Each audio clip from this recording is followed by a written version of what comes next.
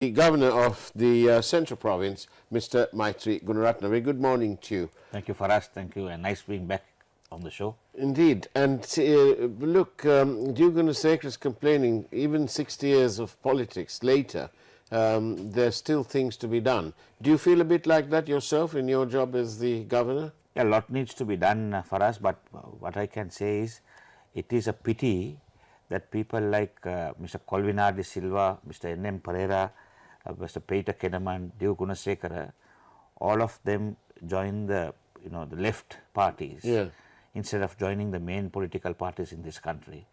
I feel if they were either in the SLFP or in the UNP, they would have made a huge contribution, because essentially these people are very honest, and come what may, they have stuck with their principles. Now, Mr. Duke Gunasekara in the Communist Party has been there, hell or high water.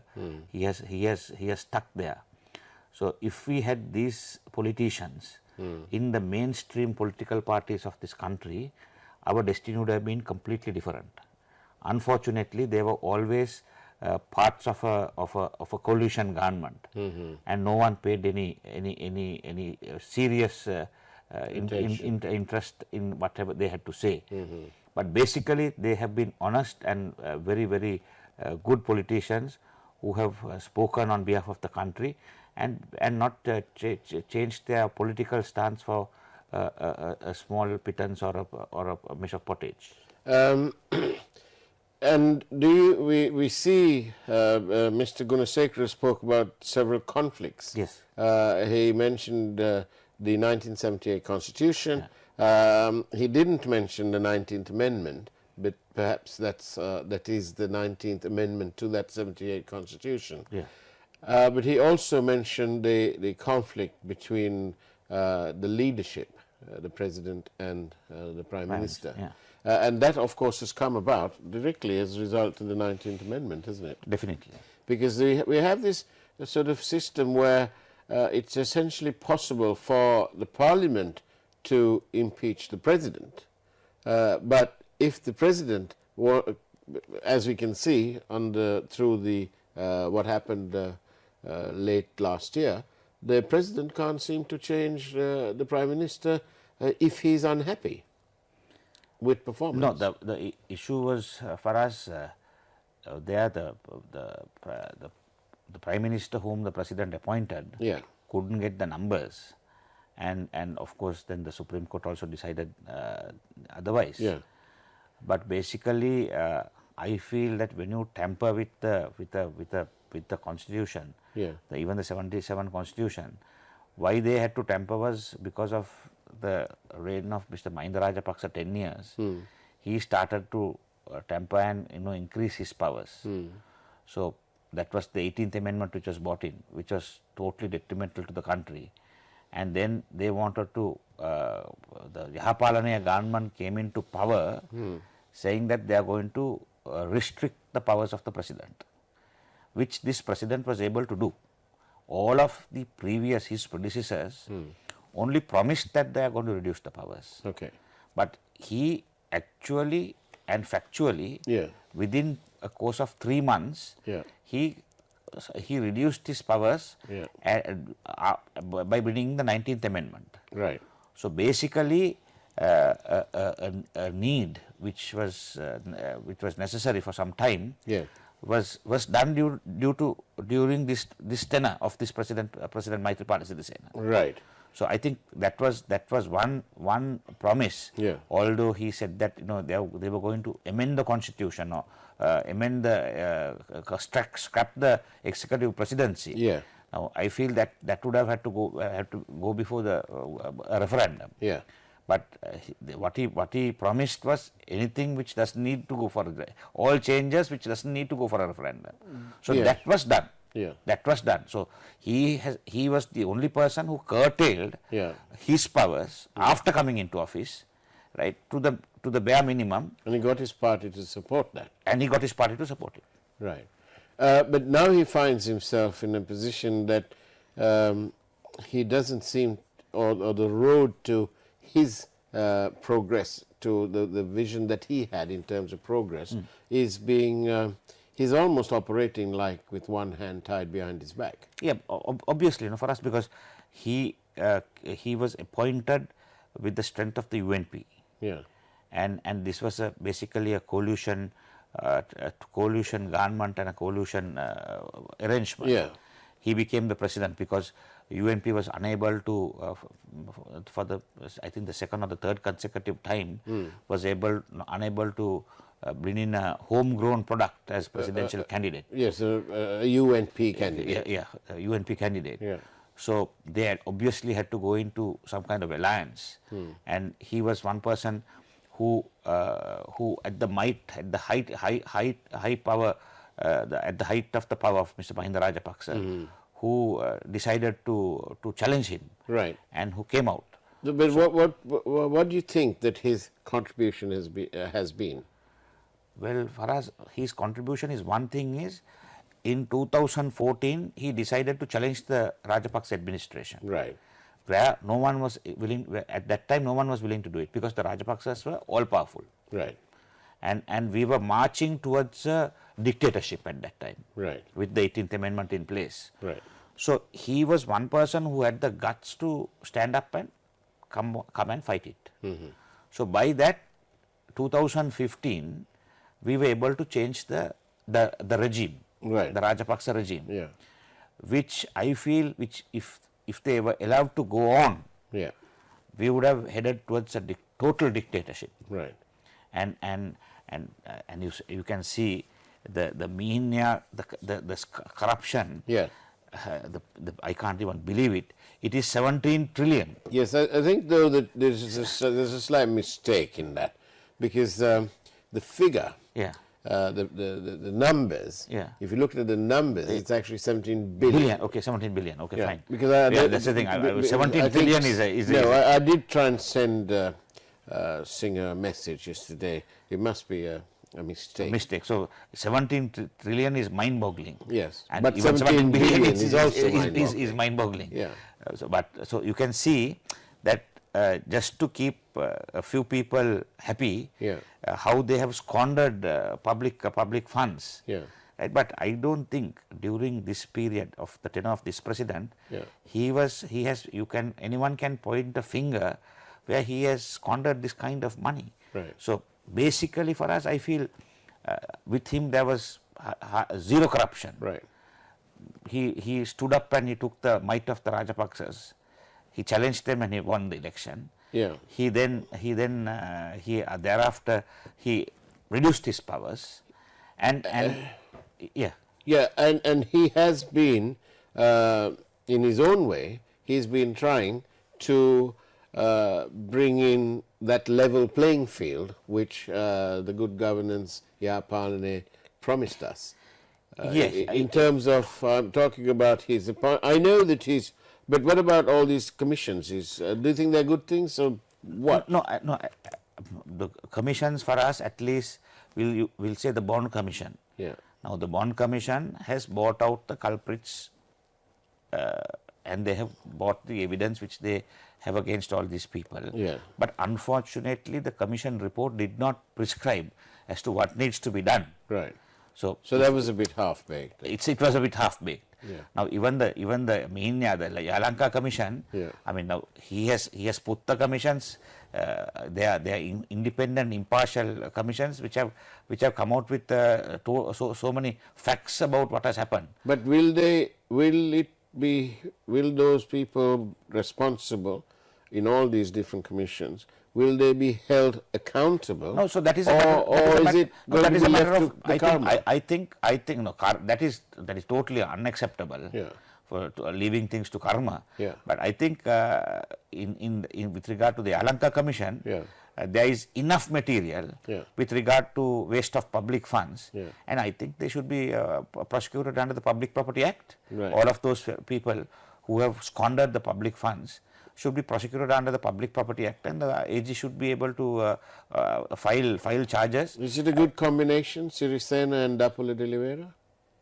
Yeah, I can't see anything. You can't fault it. I can't fault it because Dapula also has been quite straightforward, and even at the Bond Commission, yeah. he performed quite well. Right, but we do see a series of events happening now where the AG's department have asked the IGP, the acting IGP, to act, including against the sitting IGP Yeah. and former Defence Secretary. Yeah. So that's Right. At least better late than never. right. So will we eventually, because at the beginning, you know, we had the system where they were going after the little fish, the Yeah. you know, the traffic Yeah. policemen, That's right. the constables, the SIs, Yeah.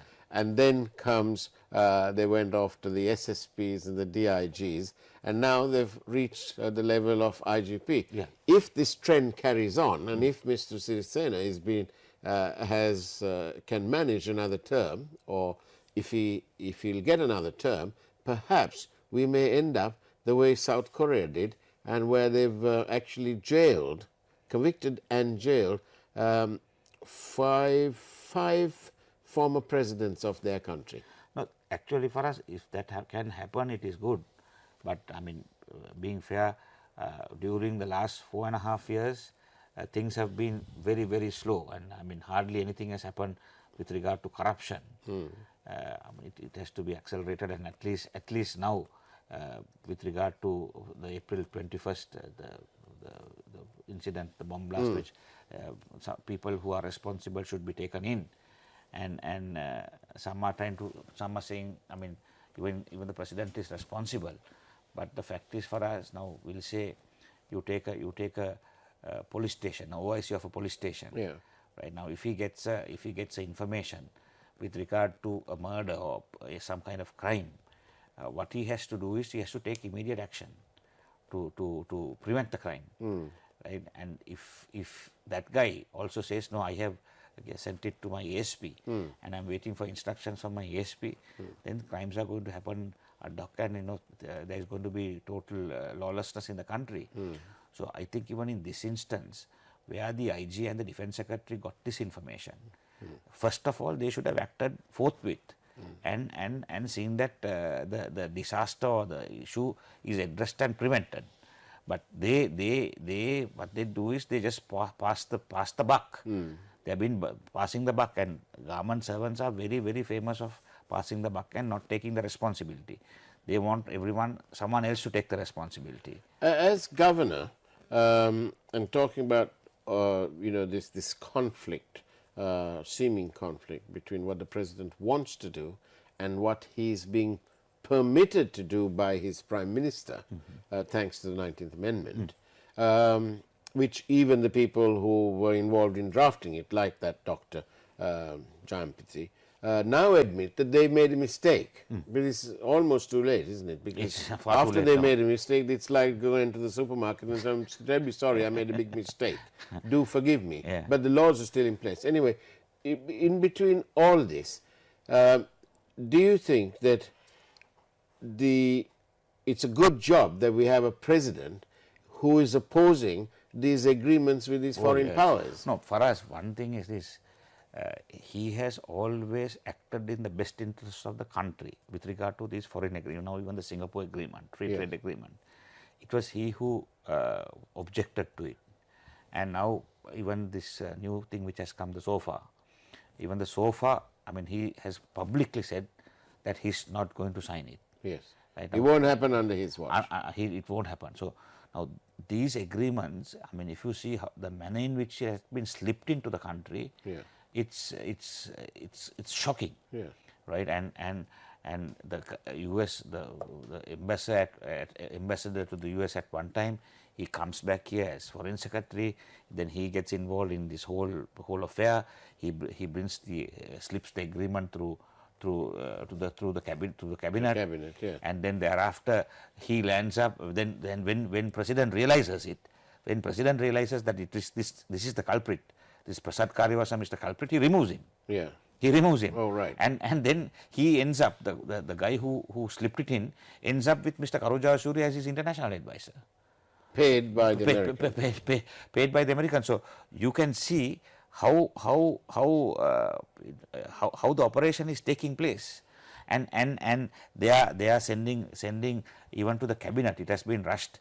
That agreement was the SA agreement. Yes, the AXA, yeah. AXA agreement. Now that agreement, they rushed it through cabinet. Yeah. And what they wanted to do was to somehow get this in place. Yeah. And then thereafter is now they are trying to bring in the SOFA. Right. They are trying to bring the SOFA. So the architects of this whole thing are in key places, twisting the arm of various people. Now, I saw that the former Defence Secretary, Mr. Kapila Vaidyaratna, even he has come and said that there has been tremendous pressure cast upon him to push this through. Right. And defence agreements, it's a shocking thing that the foreign ministry is handling defence agreements. Then we may as well close the Ministry of Defence and give it to the Ministry of Foreign Affairs. Yes, or the Ministry of Fisheries. Fisheries for that matter. Yeah. So these are issues which the current government will have to come and ask the people, answer to the people of this country. Right. But do you think that all these, now we have a series of indictments or proposed indictments from the AG's department in the matters to do with the bond, the matters to do with the avant-garde matter, and so on. Do you think these are mere political electioneering gimmicks, or do you think that there's some... For us, the timing is wrong. The timing, with the timing it has come out at this time, I mean, it looks like it's going to be some kind of election gimmick. Yeah. But I'm quite positive that the AG, if he is going to indict, he will make sure that there is enough evidence to secure conviction. Right. And do you think that, what's the report card look like? Of whom? Of this government, including the president. The government report card is not all that good, right?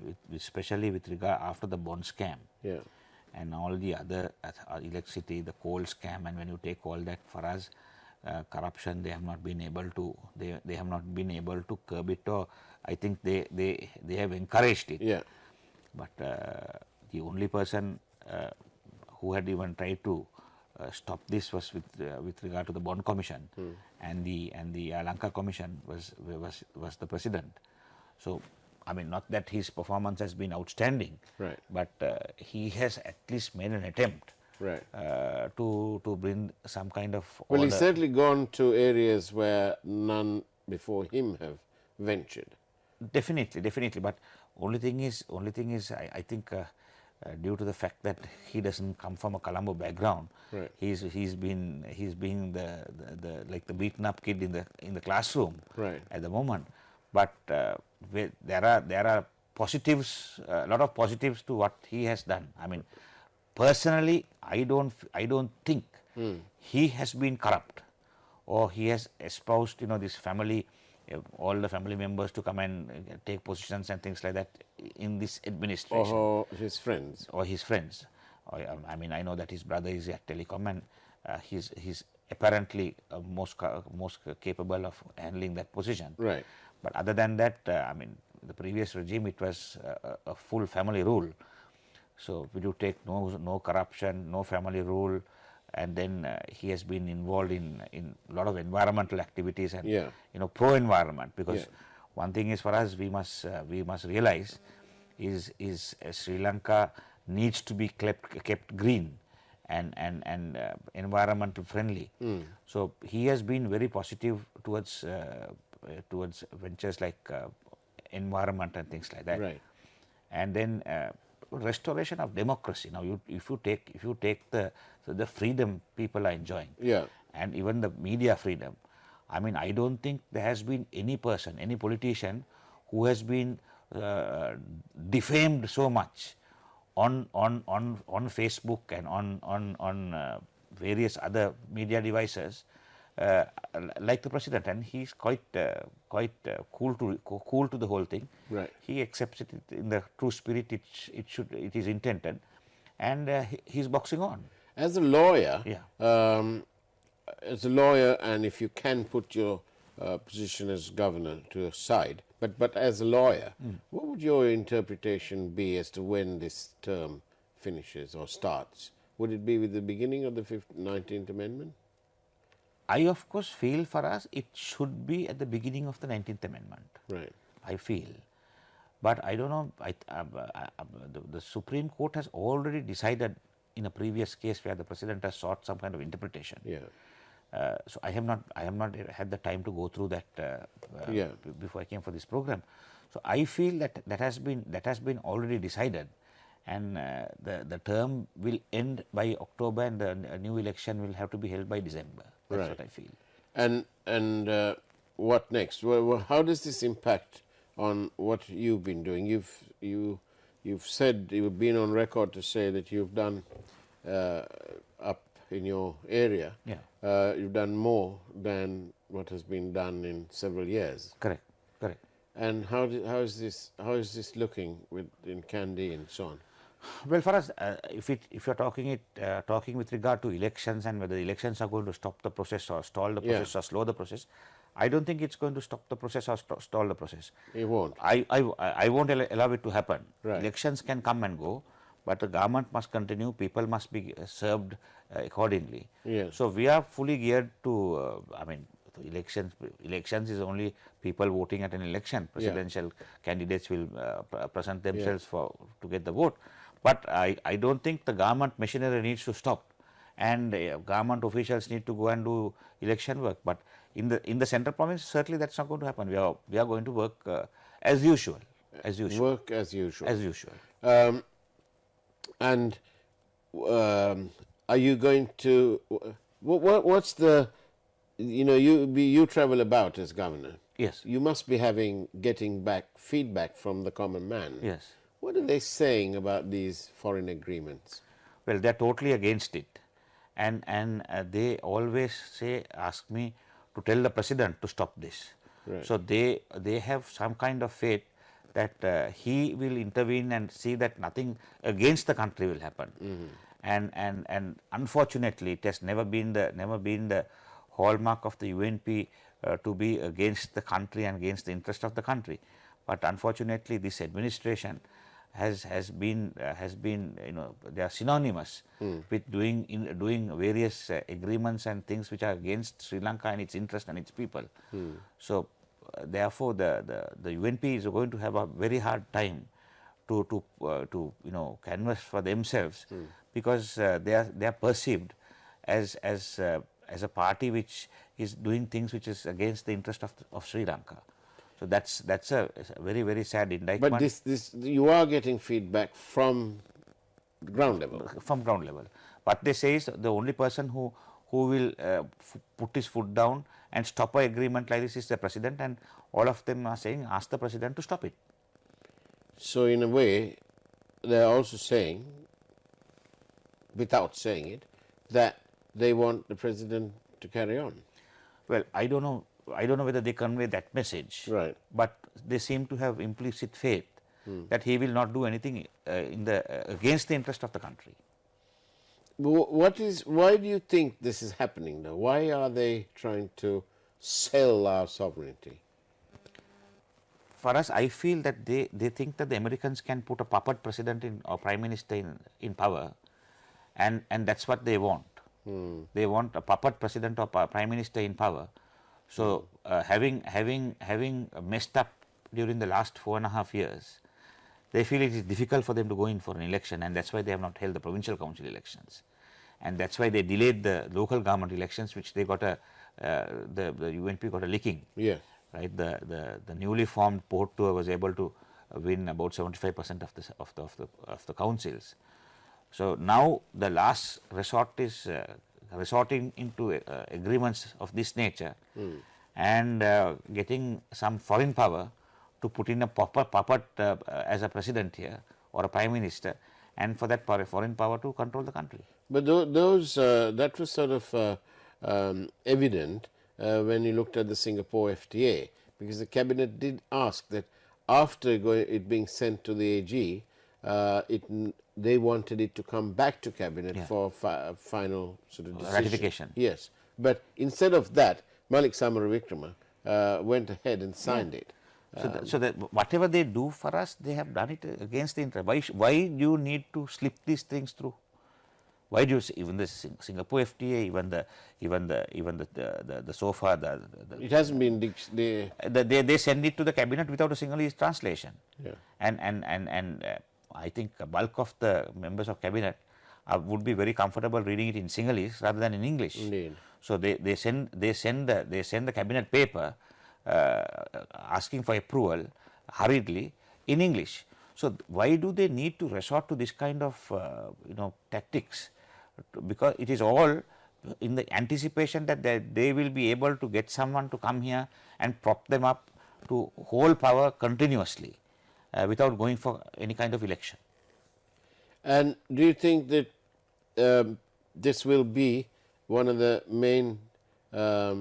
main ticket items in the for next forthcoming election? Oh, definitely, and I feel all the UNP members of parliament, ministers, will have to come out and openly say whether they are for it or against it. Right. Because if they are going to be silent, that means they are acquiescing with the fact that they are in agreement with this agreement, with this illegal agreements which have been brought to the country. So I feel the UNP hierarchy now. In fact, people like Mr. Karujasuri also will have to come and speak and say whether he is for SOFA or against SOFA. Indeed. If having got the former foreign secretary, ambassador working for him, what was he doing there? Who is paying him? So they will have to come and answer to all these questions. So there's a lot of work ahead for them. A lot of work ahead for them, and they will have to come and really be responsible to the people. Good. Well, we look forward to visiting you in your seat, which is up in the hills. Thank you. Please, you're welcome. We want to come and check up and see what difference you're really making. Definitely. Thank you very much. So that we'll come and see for ourselves and show our viewership what it is. But Maitri Gunaratne, as always, thank you very much for being on the program. Thank you. And that's the way it was on Newsline this morning. Have a wonderful and safe week ahead. Take care, and of course, God bless.